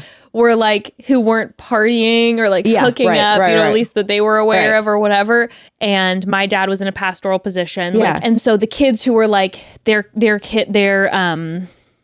parents were, involved in ministry and you were were all of us happened to also be in the worship team. There were eyeballs on us in a way that was all of the adults had wildly high expectations of us. Uh-huh. And it was this little community of kids, and it makes my heart so sad because they were all really kind. Mm-hmm. It wasn't this whole we're the good kids and it was a really, really kind group of kids who had really good hearts. Yeah. And some of them are still my best friends to this day. And the adults around had this dynamic where they were just, and I'm not talking about the staff, I'm talking about the people who went to the church, had this wildly high expectation of all of us, because I think there was a little bit you're influencing my kids. Right. So if you fuck up, there was a little bit of that thing where it's you need to be the A+ example to all of them. And if you're not, as an adult, I have the grounds to come and tell you exactly what to do. Yeah. And so there was always this very strange dynamic going on where you're oh, there's parents, there's people from the church, random people from the church coming to me who I've never seen before in my life, criticizing something that I've done. Yeah. And it was so disarming because you're I went through that, and literally that of people that I didn't know, being you should not be wearing that shirt and that kind of thing. But we started going to, I'm just reflecting on this, and we started going to a different church because there were leadership shifts in our church, and we ended up going to New Church when I was 12. So actually it was at our old church, basically when I was a teenager. And also I was a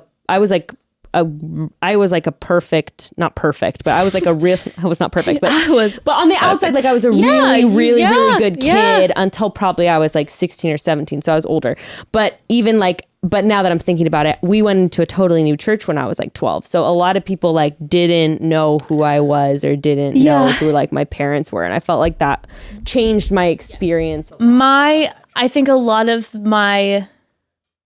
you're having like meetings about you. Right. Where it'd be like someone saw me out holding hands with someone and like a group of adults would sit me down, like a large group of people, and like tell me how I was sinful. And my parents wouldn't be present. And it was like, because your face, people know you need to be this way. And it'd be like, first of all, who are these people? But it was very much like that. And so I think that's where a lot of that was. A lot of us have repressed stuff, I think, where all of a sudden we're sitting together and all of a sudden one of us will be like, oh my God, do you remember that one time when da-da-da? And we're like, oh my God. Like, and you just, it hits you. And yeah, it's just, it just was a time when it's such a powerful time in your youth when you felt like that was taken away. You experienced really, really intense like social pressure is what it sounds like super, super intense social pressure in a maybe a more unique way than like. Yeah, there was a lot of social pressure. And the thing then that makes it obviously really heavy is that it's associated with life or death, right and wrong. So it's like something that, would be so minuscule would be, again, like how tight your outfit was or how much skin was showing, like had to do with whether you were a good person or not. Yeah. And that would be determined every week. Like, are you a good person or not because of who you're hanging out with or the things you say or do? And you're like, I'm a kid. You're just kind of I think a lot of it has to do with personality too. Sure, it's like, because it's really interesting for me to process, with like my sisters who their internalization and their externalization of like the same similar experiences are like really, really different, or like 1,000%. One of my siblings like talks about being like really, really terrified of hell. And I'm like, I don't remember like ever going through that. Really, like yeah. and I know you've talked about that too. And it's just gosh, like, I wasn't. But yeah, that like, wasn't something that, I don't know why. I don't even know if people were telling us two different things. I think my internalization of what was going on was just a different process. Mm-hmm. And then I also have a rebellious streak that was like, well, I don't know. Sure. And I think, and I look back and I think, like thinking about different kids at the time in my youth group who did have a different experience, right? Who were hurt by certain things and not others. Yeah. And I think because in general, I have just inherently the struggle to people please. Yeah. That it was like, that was just like beaten. Yeah. In that situation. Yeah. Where you're like, nothing is like truly it was like nothing the worst is ever thing good you enough. could, it was the worst thing that could possibly happen for you. Like in terms of like that desire, right? It's like the worst situation is like for everyone to be constantly telling you that you're not good enough. When you felt like you were like, I'm doing everything. And still yet it was just like, I don't know if you're a Christian or not. That was always the big thing. Not sure. We don't know. It was always very much like, only God knows. And have you really been that involved or reading that? So it was always this like go to bed every night horrified of like, what can I ever do to have assurance that I am a Christian? Yeah, that's pretty dark. It was a little dark. But like I said, it's so strange because my mom didn't make me feel that way. Yeah. My dad certainly didn't. And a lot of a lot of the close adults around me didn't make me feel that way. It was these random like outsider kind of like random churchgoers and random people. Definitely at the old Talk about it. Definitely at the old school. Talk about a trigger on the internet. That's why the internet's a big trigger. But no, like definitely like the leaders at the old school that I was. That was a big thing. But a lot, like it was interesting because, like you were saying, your experience was different for me. It was mine was my parents. Like mine was my parents. It still is something I really struggle with. Is with, immediate family of like, oh my God, like I get really frustrated oftentimes because I'm like, I don't even like disagree with you on most things, but like I am constantly like othered because I don't know, I curse or talk about sex and not even that much like that. It's that weird thing of like, what and that's something that I was holding on to my label of like Christian and doing all these things like that I felt I had to be doing not because of my community, but because of like the people I wanted to make proud most in my life. And I don't think it's like it's just a different struggle. And it's definitely one that becomes more raw actually, like the older I get of like, and when that definitely like comes up with my kids of like, I felt like perfection was really like demanded of me by my immediate family, and like still kind of is. And we were even joking recently as a family, not joking, but like I guess the way we do is like sort of laughingly reflecting seriously on like, we don't say my one of my siblings and I were like, the first thing that we ever have to say about someone to someone else is something really critical and mean. Like it's immediately like, bro, like, did you see how they did that? Like, oh my God. Like it's always the immediate instinct is to put people down, to put each other down. Like the amount of times that in my immediate family will be like, someone says something, you know, and we're like, wow, that's so cool, is like never. I mean, it's definitely gotten better as we've gotten older. No, but like, it's not just like, wow, I'm so proud of you, or that was great. No, and not even just like, I'm not even just talking about parents, like kids. I'm talking about like sibling to sibling and all of that. It's like, you know, or it's always like, well, I don't know. Like, you know, I don't know, Josh. Like, I don't, you know, we're always just kind of like, like always doing this judgy thing. Cause it's just, it's just, and I see it with all 5 of us kids, and I see it with my parents, is like this constant, like striving, like gotta be better, not good enough, you know? And it's like, so yeah, that's hard in its own unique way. But I also feel grateful that in my community of like, in my circle, that's not something I had to grapple with. I guess. I mean, it's just different types. It's just like different. It's just different types. Yeah. That's it. But it's definitely gotten more raw, like with time. I think I was in like denial about a lot of those dynamics because, and again, me and one of my siblings were talking about how we both almost feel this guilt about talking about these kind of things about our family because we feel like such loyalty. Like I feel, and I was telling you this, like I feel, or you were sort of agreeing, like I have such loyalty to my family. Like if anyone tries to say anything, it's like, oh, no, yeah, shut the fuck up. You don't know them, you know? You don't know them. Yeah, and we're all really protective of each other like that, to other people. Yeah. And, but it's been very raw to kind of like expose how much that, and a lot of that is linked. But you know what? A lot of that is linked to Christianity. But again, people use things as tools because I know both of my parents didn't grow up in Christian homes, and it was a very similar critical dynamic, hypercritical dynamic. No, it's so, and then, it's so interesting. I'm going to turn the air on really quick. So hot. By the way, out of 4,800 votes, the vote 64% have know the song. Wow. All right. Damn. So anyway. No, I think about that, what you were saying with your parents not being raised in a Christian home. I think about that a lot with my mom even too. Like my mom would say if you talk to her that she was raised in like a kind of Christian home. My grandfather was not. My grandmother was, but like she was in and out of church. Like it was not this home that was like the foundation is Christianity. Right.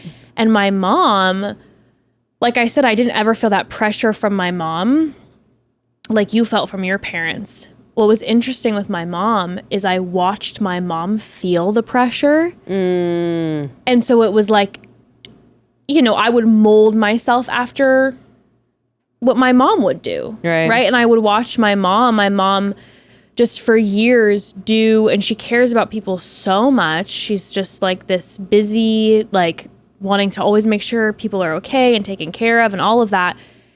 And she would just do and do and do. And it was like, it never was quite good enough. And she was always getting into was conflict, and it was just, and she tried so hard, and she would feel like, at least as her child watching her, I'd be like, oh, she's consumed by this all the time, because she feels like she's always having to defend herself. Right. And she's a great person. She's a good person, man.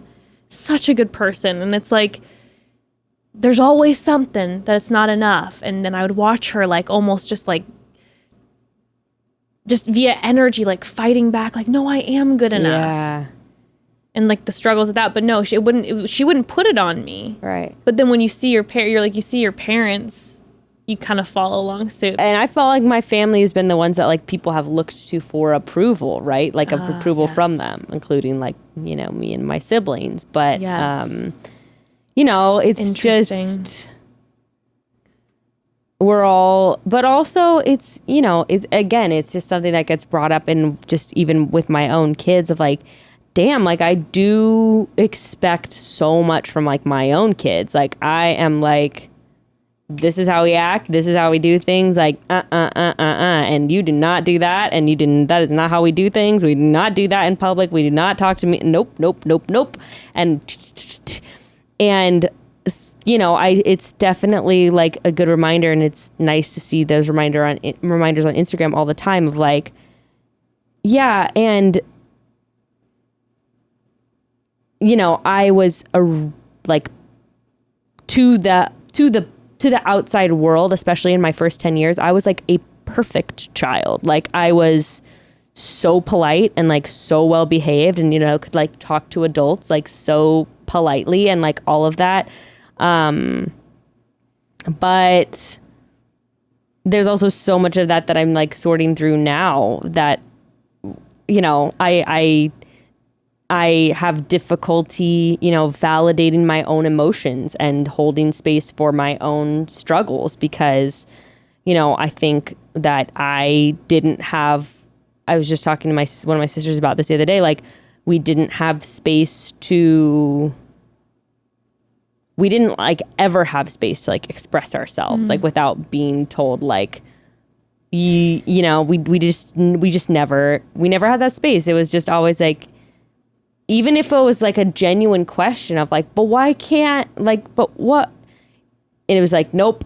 And it was so like frustrating. It was just like, it was just like bottling things in. It was like, okay, like life is just gonna be harder for me if I like just have to deal with it. And that's something that, now I just have to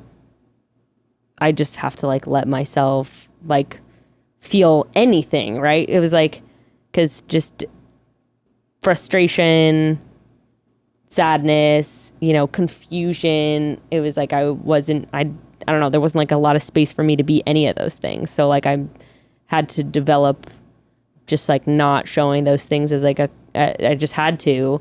And then now as an adult, I'm like, oh my God, like I can't talk about anything hard without like kind of like like laughing and smiling through it. And I can't even sometimes even when I'm trying to, I can't even access that emotion when I'm like talking about difficult things. Like I don't even know how to bring that there. I think just because like a young age I had to like put that back down. But again, like I also recognize generationally that there was so much growth from, you know, what some of my family had to go through versus what I had to go through, like a lot of growth and a lot of healing. So I also know that there will be even more of that I'm passing down to my kids, and that makes me feel better. It's so true. But, you know, a lot of that shit comes out to the surface like now, you know, like late 20s or 30s, probably 40s, probably 50s, probably 60s, 70s, Oh, yeah. 80s. To be honest, it's like I was just kind of like by the book, regardless of like discomforts, just being like, this is just the way it is, until probably I was like 26. And all of a sudden I was like, I got a problem with this, and that, and I'm not comfortable with this, and da-da-da. And I remember having this like moment. I was like a child. I was like literally having like this like childlike tantrum. I remember in front of Evan, just crying and just of like, I am a grown up. I should be allowed to decide my life. This wasn't about anything he was pushing, by the way. It was like in a situation where it was church related. Right. And I was like, I thought maybe one day people would respect my choices and what I have to say when I don't want to do this or I don't feel comfortable doing this. And nobody's listening to me and telling me I still need to because God will give me the strength and I shouldn't be on this pill and I shouldn't do it. Like all this stuff. I'm like, how is this happening? I'm a grown up. It was like this child just like, let me, you know? It's a whole I'm like, oh my God. different way of operating. But anyway, on that note, a lot of people ask questions. And so I thought I'd let's answer some of I them. had people on Instagram ask either advice questions of us pertaining to these things or like just ask us questions about our life, which was funny because also some people were like, some people were asking questions where I'm like, clearly you have not listened to these episodes because they're sort of like, they were basically asking questions like, that basically sounded like that I was still Christian. It was just kind of funny to me. They were like, oh, okay. I was like, wait, no, I don't think you know where I'm at. But actually, like off the topic of what you were just saying, a lot of people are asking like, how do you handle stuff with your kids? You mean like spiritual? Yeah, because actually it's Like really religion? interesting. I don't know if I would have thought that I would have done this, but I just like, Frank's like still a little young, but Ruth's 3.5, and we like, we pray every night together, and I explain things to her like, which I, and Gray, it used to upset him, but now it doesn't. Like we say like God did this, like we'll say like, oh, like God made the world, or like we'll say things like that, right? Or like you could say thank you like to God for your cousins, you know, or like things like that. Or like, yeah. So it's kind of, and we don't really go much farther than that. Or like when our pets die, you know, we don't say like heaven, but I do say like, I think we've just said, no, I actually think we just literally say like when you're dead, like you're kind of gone, you don't see them again, but you can think of them, and like maybe one day when you die, you'll see them again. We like say it like that. What about you guys? Well, with Ember, she didn't let us she didn't let us take our time figuring it out for a long time because it's like such a young age. She was like, what is this God people are talking about? Like, man, there's just too many questions. Basically with Ember, we tell her what mommy and daddy believe. Yeah. Like, mom and dad both have a similar belief that we don't know. Yeah. That's where we land. We have no idea if there is a God, if there isn't. I tell her, I don't know if I'm ever going to be able to tell you that I know. Maybe one day I'll change my mind and tell you something different that I believe in, but I'll just say this, like, I can't tell you that I know anything because I don't. Right. And that's where I land. And so we then tell her, you are your own person and you can believe whatever you want to believe. Yeah. The only thing that mommy and daddy talk about is that you need to be kind and loving to other people. Yeah. So if that belief goes against that, then we're having a conversation. Yeah. But I tell her, I'm like, you know, because she has a bunch of friends at school who, one friend's Catholic, one friend's Hindu. And so we have these different conversations. And so she'll come home and ask me like, my friend believes this, and what does this mean? And we'll talk about it. I'm like, yeah, they believe this and this. And I told her, I'm like, you know, again, you can believe anything you want. And if you're ever interested in wanting to go to one of the churches or the temples, I'm more than happy to take you. And I just want her to feel so comfortable to, if she's ever interested in anything, that Evan and I will support that. Again, so long as there's kindness and love and acceptance of other people. Yeah. So we just try to have that conversation. And when she was like 2 or 3, what did you say? We just kind of like redirected a little bit. Yeah. Like when she'd be like, what is God? I'd be like, well, God is what some people think is a being that takes care of the world. Yeah. And sometimes then she got a little older and she's like, do you believe in God? And I'd say, I don't know if I believe in God or not. I'm not sure. And so now when, I ask her and she's like, I believe what you and dad believe. And I always, I'll be like, oh, okay. But I always then in the conversation try to tell her, just so you know, Right. if you ever change your mind, that's okay. And Yeah. we can talk about it and we can learn. I'm like, we'll read books about whatever you want. I said, it's your choice. And, so yeah, I just try to leave it open-ended. And the only thing, like, when it comes to like death, my conversation with her is that I don't know what happens after you die. Yeah. Shockingly enough, it's not a fearful thing for her. It's like, okay.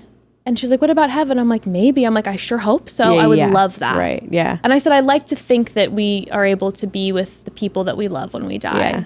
But I'm not sure. The only thing where I hardline is hell. Yeah. I said, nope, not true. Did she ask about hell? She did. One of her friends who is a Christian from school was talking about hell at school and then brought it up.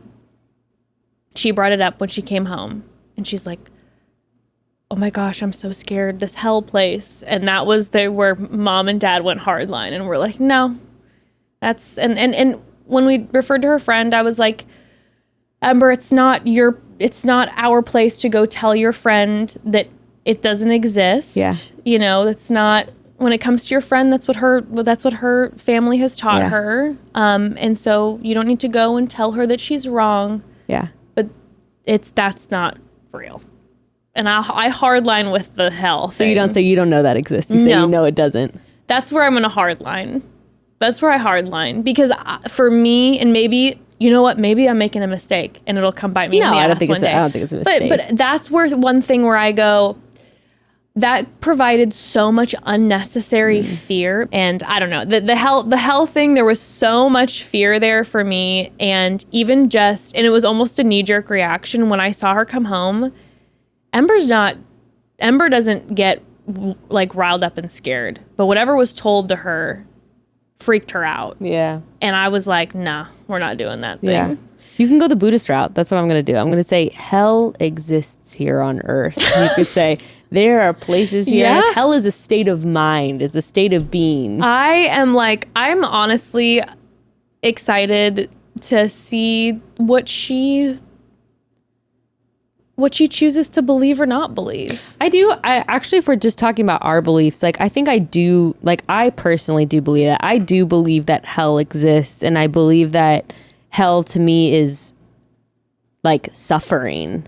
Sure. So, and I think that, like, we've talked about it before, but I feel like it's something I've really been reflecting on recently, of like, pain and suffering are two different things. And I do think that, like, suffering to me is like this hellish state of existence that can happen, transcendent of financial, any of these things. Like, there are some people who like truly like suffer in their own private existence.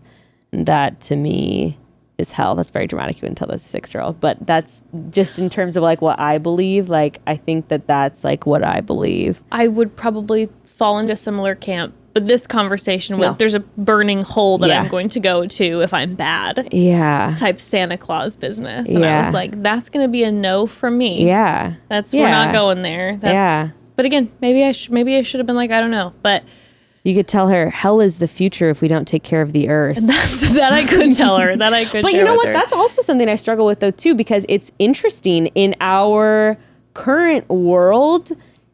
It is kind of interesting with like conversations about like climate change and environmental stuff, which is very real. Granted, I've noticed like we are literally giving like the hell conversation to like our young kids about that, even though it's like a very real thing. I have seen, and I've been reading about little kids that are like really plagued with like a deep existential fear and crisis about like what the world is going to be when they grow up. And that is like, that's horrible, really dark to me. And I don't really know what like the antidote is, because it's definitely not to just smooth it over and be like, no, everything's gonna be fine. But like, I've been hearing more and more about little kids that like, we growing up in Christian churches were worried about hell. They're like literally plagued, like cannot sleep at night, like worrying about like our planet and like the environment, which is like not much better, But I don't know what like the antidote No, I to don't know that yet is. because we have but to it's talk about it's an it. It's an interesting thing to think about of like, anyway. And again, like I do think there are so many ways that we've been interchanging this religious like vocabulary and doctrine, translating this like fear doctrine into like just a different set of things with the exact same emphasis on like guilt and shame and perfection and performativism and sin and all these kind of things. That's not really the same as what I was talking about with the environmental thing, but just made me think about how I think we really have to be careful about how we take on religious fervor and this strict code of morality with very little room for people to just be. I think we have to be careful of that. That's a sidebar, but as a former slightly traumatized Christian, I'm like, y'all gotta be careful. Y'all gotta be careful. Well, Ember is an agnostic. Yeah, I was gonna say, I don't know. I'm not worried about that with it. No, like she's an I think that's what I would call her. Okay, I think she's like, I think I might believe in God, but I don't know. Off of that note, where do you think when she says like, I think I believe what mommy and daddy believes, what do you think what does that mean to you? I loved earlier what you were saying about how there's almost like less vocabulary that you can find. That really resonates with me. I feel like the farther I get into what I would then call my reconstruction phase, I guess, the less vocabulary I have to answer that question. Sure. Because for me, what it means now is, I don't know. I want to respect people's belief systems. I want to respect what makes people better. If that makes people step into their humanity more and accept people and love people, I'm like all about it, support that. But for me personally, I don't know if I'll ever land in a place where I'm like comfortable saying this is what I believe. Because I've had so many, there's been so many, but when I knew something with every fiber of my being, there were so many things about Christianity and specifically the type of Christianity I was raised with and the Bible that were hardline that I knew and would have died defending, that I have learned to discover are completely false. Mm-hmm. So I am now in this place where I'm like, I don't feel like I can say that I know. I think I would say with a lot of certainty, I feel like I know there's more than us. And that's a really general thing. I would say that. I feel like I know there's more than my consciousness. I feel pretty comfortable saying that as well. Yes. With the size of our universe. Yeah. Yes. Definitely, definitely more than my consciousness. Yes. But maybe not even, because maybe my consciousness, the whole dumb simulation thing. Maybe, we've talked about that. But that feels...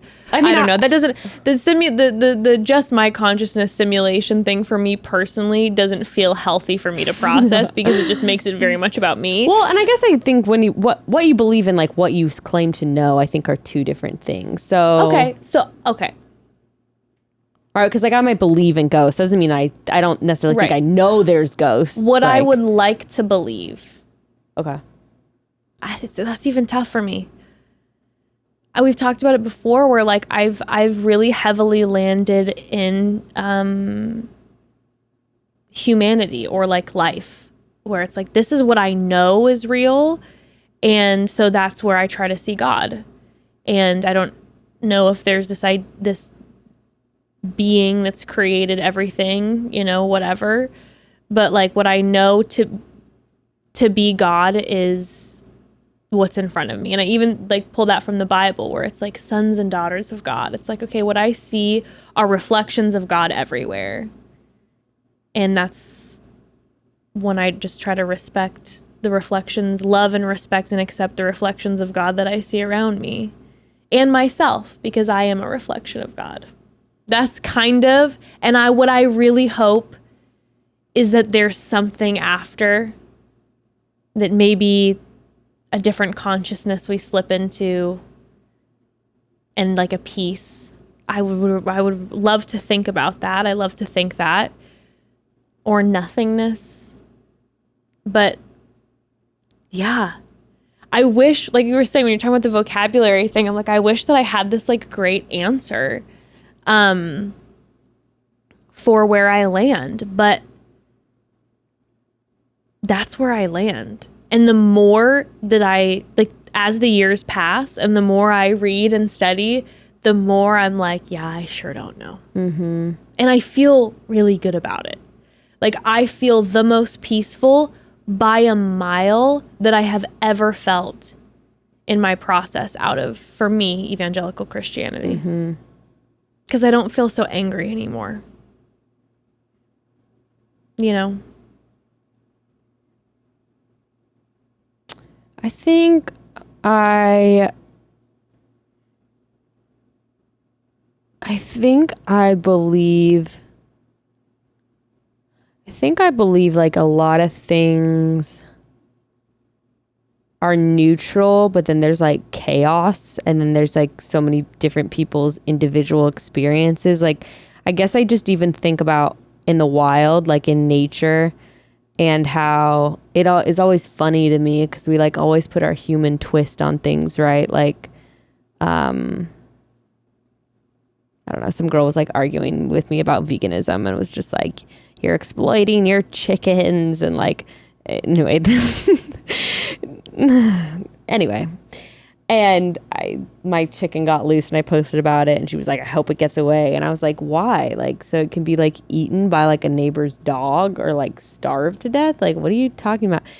And where I'm going with that is sort of like, it's interesting how we put our human like morality on things, right? Like,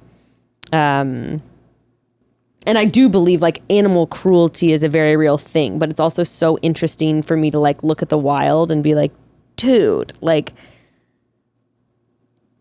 someone just the other day like has goats, and like their mama goat like gave birth to a 6-pound baby and a 2-pound baby goat, and it like buried the 2-pound baby goat with the placenta, and like because it was like, you know, that's like a nature thing, you know, it's like, oh, the baby's gonna be too small to survive, and so it's just gonna like, and that, you know, is like you're like, oh my God, that's so dark. And that's like nature, dude. Like, nature is a crocodile like stalking a stampede of whatever and picking off like the sickly injured one in the back and like tearing off its limbs while it's still alive. I know this is a little, but it's like, that's like nature.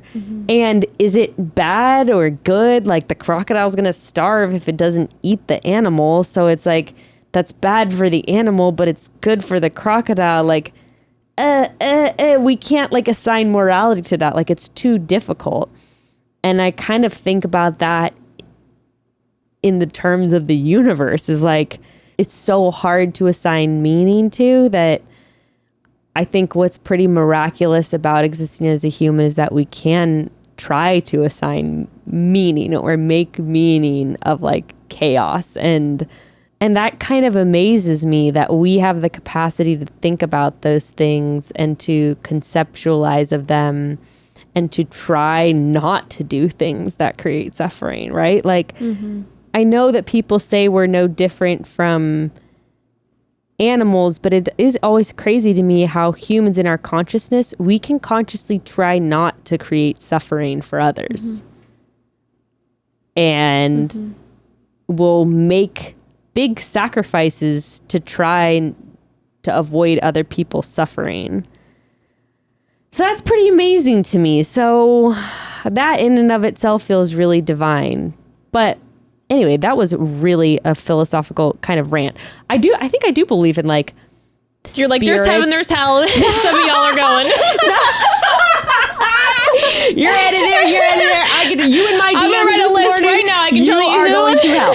No, I think I believe in spirits. Yeah. For sure. I believe in another realm of, I kind of just thought of this right as I was saying it, but like, sometimes I feel like humans, like we're this bridge between these two dimensions of like this neutral world of chaos. Like I said, like this wild world of nature where it's just, you know, eat or be eaten or whatever. And then there's this like other realm that only sometimes we touch in these moments of like life and death and birth and vision and dreams, and like sometimes we like touch the other side and sex and all these things. Like sometimes we touch the other side, and then sometimes we're like so in that like pure human selfish, like just trying to grasp onto anything we can. But it's pretty cool to feel like we're like this bridge. And I guess it's like a really cool way to think about humanity, is like that little tarot card where it's like as above, so below. It's like we're touching both at once. Yeah. And that's why we walk upright. Someone else said that, I think. Yeah. So God? No? Yes? Well, spirit, divinity? Yeah, I think God's just like a very human way of like putting something we don't understand like in a box. And I think that even a lot of Christians, I remember my parents saying that, of like God is just like, it's our human box that we're like, that we put him into, you know, right? Like That's a man. Nice. Mine was definitely like, no, it's a man. And he looks But like that's the this. thing. But then that's the thing. If you say like, you know, God's not a man or a woman, then it's sort of like, yeah, well, you know. Oh, hold on. Yeah, what's it if you're like, well. We had conflicting messages for sure. Yeah. You know, where I'm like, God's wise God of, yeah, no, that's, yeah. Okay, want to answer a couple more questions? Yeah, let's do it. Okay. As someone who wants to share with others about the peace Christianity has brought me / a positive experience, what are some ways to do that that are inviting and loving without overstepping? Don't fucking talk about Don't talk about fucking God to me. You know, as a non-Christian, my initial answer to that would be, and I'm not saying this just to someone who's Christian, I'd be saying this about any experience that you feel, you know, to be life-changing and true and all these things. I would say, first of all, you know, check the motivation. Are you sharing with this person because you desire to like help and help enrich, or are you sharing to prove that your point is the right point, or that your way is the right way? Sounds like what she's saying, you know, let's just assume she's coming at it with what she said, as someone who wants to share with others about the peace Christianity has brought me. So if it's purely about peace, and sharing an enriching experience that's happened to you, I think that that's great. I would first of all ask the person permission before diving into that. You know, if we're talking about trying to be like hyper respectful here, is just ask like, hey, are you comfortable with me? Like, for me, Christianity has been super healing and has brought so much peace. Like, are you comfortable with me sharing about how? Because you might be sitting across from someone who has so much religious trauma that, number one, they won't hear you and they don't want to hear you. Number two, it could be damaging for them because it might dredge up certain things. But if you ask them and they're open, then I think that like just fully sharing your experience is you sharing your experience. If the person is willing and open to hear it, I think that that's great. I think it's hard because sometimes the two are wrapped up into one, like what you're talking about wanting to be right and wanting to help. Because like I'm just even thinking about some things I'm passionate about, let's say like health or birth or something like that. Like sometimes it's both, where I'm like, this is gonna help you. And so I want to tell you, read this book, listen to this podcast. And like, I might kind of like hammer it in, but like, cause I really believe that this will help you, which is it maybe a little arrogant. Yeah. But also coming from a place of like, I am someone who's always like, I want to help. You have a problem. I really think I can help you. But I think, though, at least for myself,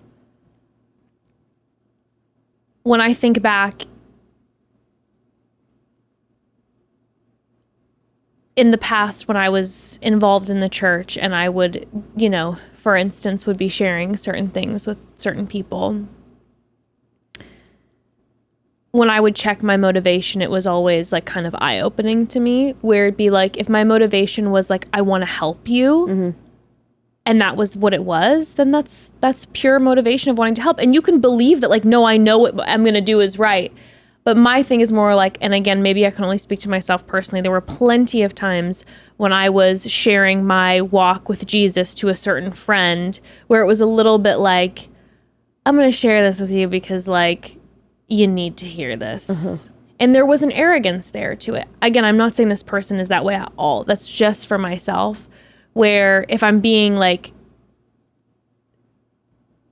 answering the question of like, what's the best way? I think, and again, maybe it's just me, I can feel different energy when someone is coming to me who, let's just say, is a Christian, who is like, I really want to share with you how this has been so beneficial, and that is pure. I can feel that energy versus when there's this motivation of like, I'm going to set you straight a little bit here. Yeah. Like, I know you're saying Christianity is bad in these ways, but like, this is why it's like, It's just a different energy. So I feel like sometimes touching base with that has at least been like something that I've noticed about myself when I was still participating in evangelical Christianity and I was kind of coming out a little more. I would have those moments where I would kind of like check myself when I'd be in conversations with friends, where at least in my Christianity, and this isn't just Christianity, this is many different things in life, I had it rooted in a lot of like arrogance of like, I know the right way, and your way, there's no way you could possibly have it right because my way is the right way. Well, and look, it's kind of hard because also if you've gone through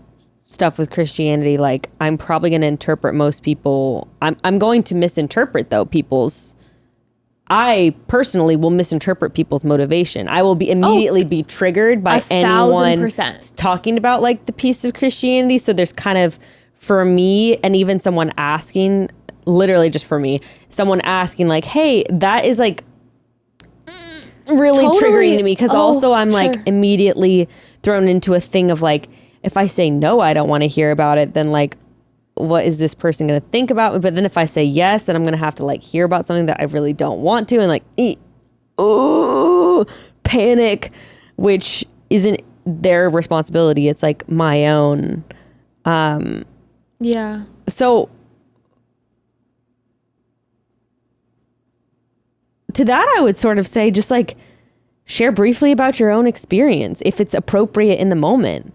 Be like, man, when I was going through that, like, I remember, reading this, and if that's true to you, I remember reading this in the Bible. I remember when like a pastor said this to me, or I remember like going to church and being around these people who all were there to like hold me through this process, and like, man, that like brought me so much peace. And then I think you can just leave it at, like, I feel like that's a very natural way to then just leave it at that. And then if they ask more, you would tell more. And then if they turn the conversation another way, then you know that they're not one to talk about it. And then you just be respectful. Just like, I think turn it around on yourself too. Like if someone was talking to you about like how much atheism has brought peace to their life, right? It's example. Like, how would you, maybe they could just share their experience, and would you feel uncomfortable if they kept being like, so have you ever thought about like atheism? Totally. Would you like to come to this atheist circle with me? Like that might make you feel a little weird.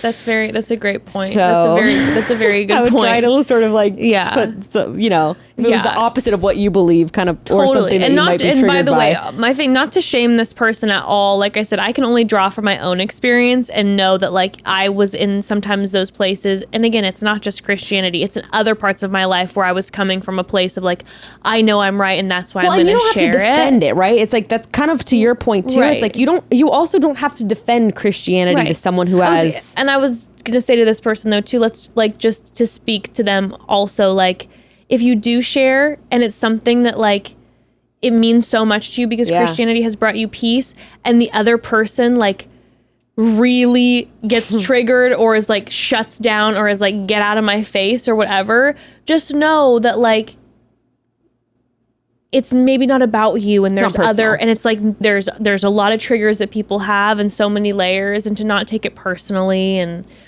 yeah. Yes. And you don't have to be, I guess some people feel like they do, but I also feel like you don't have to be an advocate for something. I struggle with this a lot. Like, for example, to use like, again, birth as an example. If someone would be like, the natural birth community is blah, blah, blah, blah, blah. I'm like, excuse me? Well, you probably just had a bad experience, and it's like, I think it's important to just remember, like, you don't have to be like the advocate to change someone's mind and just be like, I can validate that. And and that's the thing too. That was that person's experience with that. And so it is a trigger or traumatizing. Experience. So there's a level too of like, let's just say specifically with religion, sometimes it's like, it's better to wait until someone comes and asks you and is like, hey, I need help with this, or I'm struggling with this. Like, what are your thoughts? And then then someone's seeking out help. And then you can be there and like tell them the truth that has existed for you in your experience with Christianity. Yeah. Oh my God. This person said, this person's getting blocked. This person said, if you know Jesus, why don't you act more like him? Oh my God. That is the meanest thing I've ever heard. First of all, also, have you studied Christ? Yeah, I was going to say, first of all, y'all claim to know Jesus. You don't fucking know a thing about Jesus.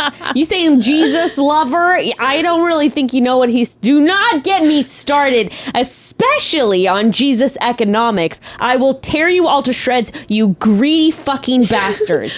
Do not get me started. Also, do you think Jesus would slide into someone's question box talking about spirituality and throw shade and a slam like that? I don't think so. I don't think so. You disgusting... No, I'm just kidding. 2 questions I want us to answer. Okay. One person said, why are some of the worst people ever devout Christians? I think some of the worst people ever are Christians and not Christians. I personally don't really believe that. But maybe if you think that someone's being hypocritical, that could be the worst kind of person to you. But I personally don't believe that most of the worst people are devout Christians. I kind of think that's just a human thing. And I know plenty of horrible fucking people that don't claim to be Christians. I think what feels maybe insidious about it is because they're preaching love and then they're not acting on it. No, so you're like, the hypocritical part of it. Yeah, you're going to talk about God being love and all this, and then you're going to be terrible. Yeah. So it feels very insidious. Yeah, I get that. Mm-hmm. Also, a lot of people just asked about parents and stuff and raising kids and what I told Gray about this, because Gray was really I just told Gray, look, babe, the amount of times they spent with us, versus any people in our lives who are Christians is such a fraction. Mm-hmm. And, I hope that we create a space for them to be able to ask questions to us, if they're confused or but ultimately they're going to default to the people who they spent 90% of the time with. That's what I kind of told him. And I was also, it might not be exposing them to the exact kind of thing that we want to teach them, but ultimately, as long as they can come to us to talk through it, it's giving them more things to think about and diversity of thought. So that's sort of my thought on that. Yeah, I mean, I think when it comes to your kids with parents or in-laws or whatever, I think that it's, first of all, it's very individual to individual, because some people know that it's hey, I am not comfortable with my children. Yeah, some parents might be teaching might be saying or doing different things than others in the name of Christianity. You obviously use your boundaries. If you're no, it's a no, then you feel comfortable in that and know that that's the best thing for you and your family. But I think it's completely appropriate to have a conversation with family to say, I know for myself personally, I had a conversation with my mom and I said, you know, I know that this is what you believe. And I just gave her certain boundaries. Like, I'm not comfortable with you talking about this and this with her because I don't want her to get scared. Right. It's a fear thing. Right. But you are more than welcome, you know, and again, this is just for us where I'm like, you know, I know that you pray and you talk about Jesus and you're, you know, it's your home. You're more than welcome to share that with her. Specifically sharing it in a way of like, this is what I believe. Right. Versus like, this is fact. Right. And my mom has been amazing to really respect those boundaries. And I appreciate that a lot. So I think having those conversations is important, you know? But then at the same time too, the other thing that I think is really important is making sure that your child feels safe to bring that up to you. Right, exactly. When maybe your parents or your in-laws bring that up to them. Because I know, exactly. and I know you feel it in your gut. All of a sudden, when you tell your parents, when you say, this is my boundary, don't talk about Jesus dying on the cross because that's scary to my kid. And your kid comes home and says, Jesus died on the cross. And I know the reaction inside you is to want to flip out and be like, they said what? Or like, you're never going, or whatever. Just to do your best to create a space that allows your kid to be like, oh, really? What did they share with you? Oh, interesting. What did you think about that? Oh, okay. Yeah. Well, mommy, that's not what we believe. That's what you're, and then if you're going to freak out, have the conversation privately with your parents or your in-laws so that your child feels safe to talk about that with you. Totally. Yeah. That's exactly what I meant of like, creating a space where like they can process that with you. But yeah, the reactions are big with not just Christian stuff, any kind of thing of them bringing stuff up to you. You always want to be careful that they're not hiding something, you know, because they don't want to upset you or, you know. Or upset their grandparents. Right, You know. Right. Yeah. And specifically. And that's just for their safety too. 1,000%. And specifically with the religious piece, I would say too, like, a way that helps me remember because, I feel it in my gut. There's been some situations where I'm like, okay.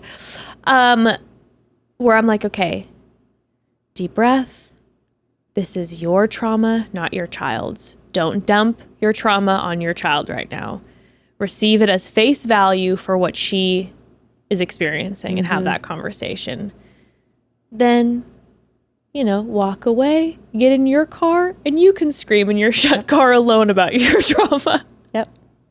Yeah, because our kids are all blank slates, right? I know. Already all of our kids, or my and your kids, they don't have that blueprint that we were raised with, you know? Even just a few years in, it's a big difference. They don't have any of that. And Lord knows we project a lot of that onto them. Yeah. Yep. But also some of it's projecting, but some of it's not, you know, it's like, there are definitely times where I'm like, damn, I'm really glad that like, that I'm not doing that thing with them. Me too. 100%. So. It's important to sit in those moments it's really important to sit in those moments of victory when you're parenting, to like take a pause and go and stop always just criticizing and go, wow, I just had this moment where that's a big victory. Like I looked at Evan the other day and he was struggling with something and Ember had just looked in a mirror and was like, wow, I love myself. And she kind of like said that and then just walked away. And I looked at Evan and I go, remember when you're struggling right now that when you were a child, you have a vivid memory of being 5 or 6 years old and saying, I hate myself. A lot of damage there. And I'm like, what you know is your daughter at the same age is saying, I love myself. Sit in that victory. Sit in it. You know what I mean? Did you feel like you were ever saying that you hated yourself? Do you think that you ever felt that way? Like for a long stretch of time? Yeah, I'm sure I did. I think a lot of that came from shame. Right. And I think that's a lot of what Evans was shame based of like, I'm doing everything wrong already as a young kid. Yeah. And saying that, you know. Yeah. And so it was like, oh my God, I'm sure we're making tons of mistakes as a parent. but Ember loves herself. That's a win for sure. Yeah. On that last note, the one question that I wanted to answer, the people were asking, how do you live authentically and truthfully in your like Christian family?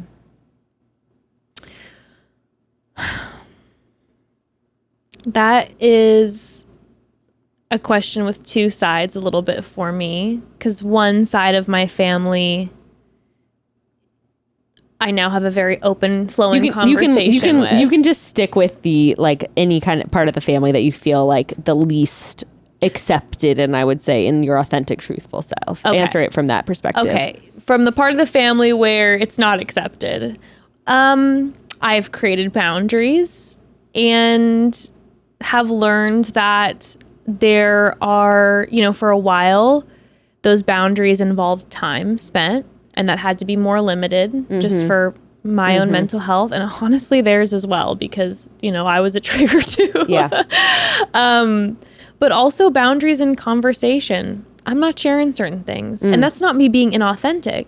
It's me being like, this isn't for you. And you're just saying that you do that quietly. You just decide to withhold certain things. Okay.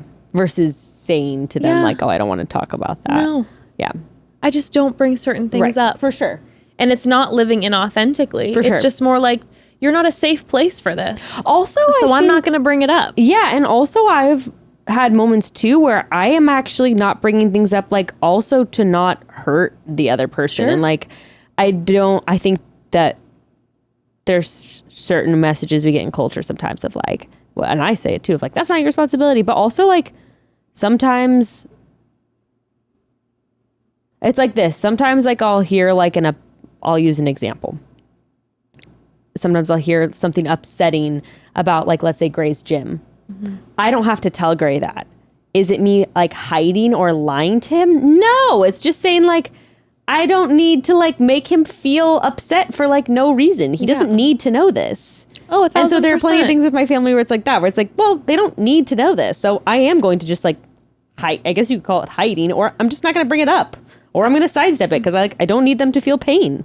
1,000%. It's like as simple as that sometimes. I will keep going back to this song for the rest of my life. It's the Maddie Zam song about Christianity, and in the chorus, it's the part that hit me like a ton of bricks, was someday you'll learn to keep your own secrets. And that hit me so hard because I think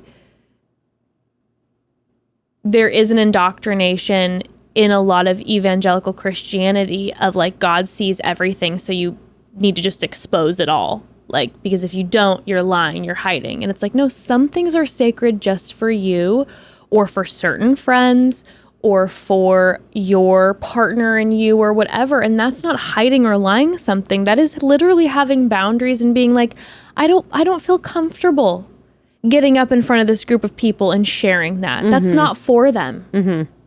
That's my secret for either just myself or for these certain people around me. And so that was something like that I'm still trying to figure that out, because Lord knows I can just be a blabbermouth and just say something. But what I've learned has been the most helpful for my relationship with those people in my family are to just not share certain things. Yeah. And honestly, as painful as this sounds, and I know it's not a fun thing to say, but there's some relationships that you keep surface level. Yeah, that's been something that I've actually really struggled with. I think I have a clear answer to this, because like some of the really, really close people in my life, it just feels like there's like raw stuff that just keeps getting like, because there are certain people where I like don't like, I there's a conflict because I don't want to put up a boundary, like not because it's like I want, and this is just really hard. Like I want to share things with them. I want to feel open with them. I want to feel connected and honest, like whenever I'm around them. And I don't feel like I have that. And it's really, really painful. But it's just like, it's kind of like a lose-lose situation, because it's either like, I am and it's mutual too. Either I am fully sharing myself and it's received in a way that's painful. And I know it's also the same with them. If they share everything with me that they're thinking, feeling in those moments, my reaction is like, and that's painful for them. And so, yeah, also sometimes it just sucks because there's like no, or you're not in a place in that moment to both exist like authentically with each other without it being really painful. But the best antidote I've found for that is to, like, if you don't have like a toxic relationship with them, like if they're not like constantly out to hurt you, of course that's different. But I feel like me just sharing like, I really like want to feel close to you and I feel like I'm disappointing you or I feel like I'm hurting you, and to kind of like be open about that, as hard as that is, that's always gotten me to better places with those people, because even if we're having a hard time connecting on these things we disagree with, at least we can connect on the fact that we both want to connect with each other and be close with each other, however difficult that may be. Yeah. And I feel like some of those, it's just like there's no fun answer to it because it just sucks. Yeah. But I will say, for myself personally, I guess in an encouraging note, the specific people that in my family that I was referring to, you know, it was bad for a long time. And again, this isn't to say, like you're saying, when there's toxic people, sometimes it's just like, it's just a no. But if there's then that desire that it's like, no, I want to have a relationship with this individual or these people, it just took time, I know, on my end, and it's still in process. But what went from not being able to communicate to surface level communicating to then similar to what you're saying, where it's like, hey, I don't quite know how to talk to you because I feel like I hurt you when I talk to you and you hurt me when you talk to me, but just know that I love you and I want to make something out of this before it's too late, honestly.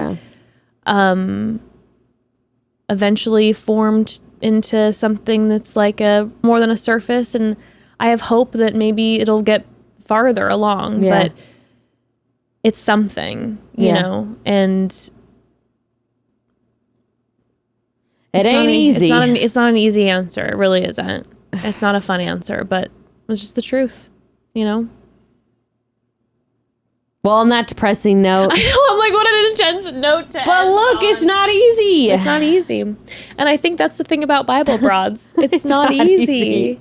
There's a whole load of us who have come together under a whole umbrella of all types of different sorts of trauma.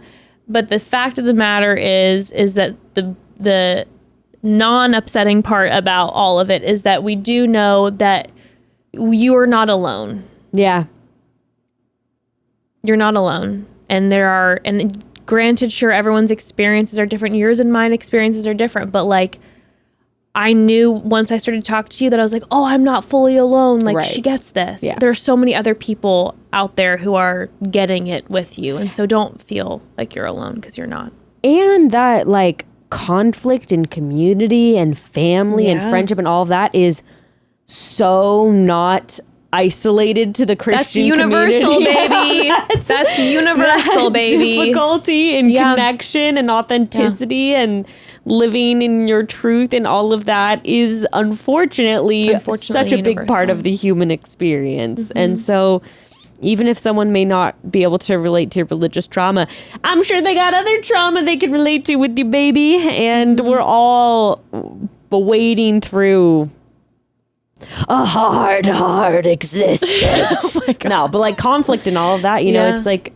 and trying to find your identity and feeling confused and reconciling with your old self and your current self and all those kind of things are just a big part of like, I feel like growing up. Yeah, absolutely. Well, how was that final Bible Broads episode? Well, that wasn't too bad, right? There were some heavy moments, but you know what? It's honest and it's transparent. And the Bible Broads episodes, I will say, are the episodes that I feel like I will continue to go back to. Oh, those are so good. Time and time again. They're time capsules, too. Mm-hmm. I want to listen to our first one. Okay. Well, Broads. Thank you. We love you. The cricket loves you. The cricket loves us. The cricket won't the cricket go is like away. obsessed with The us. cricket won't fucking go away. No matter how I try, it will not leave. And I choose to love and accept it. And with that, Chat soon, Broads.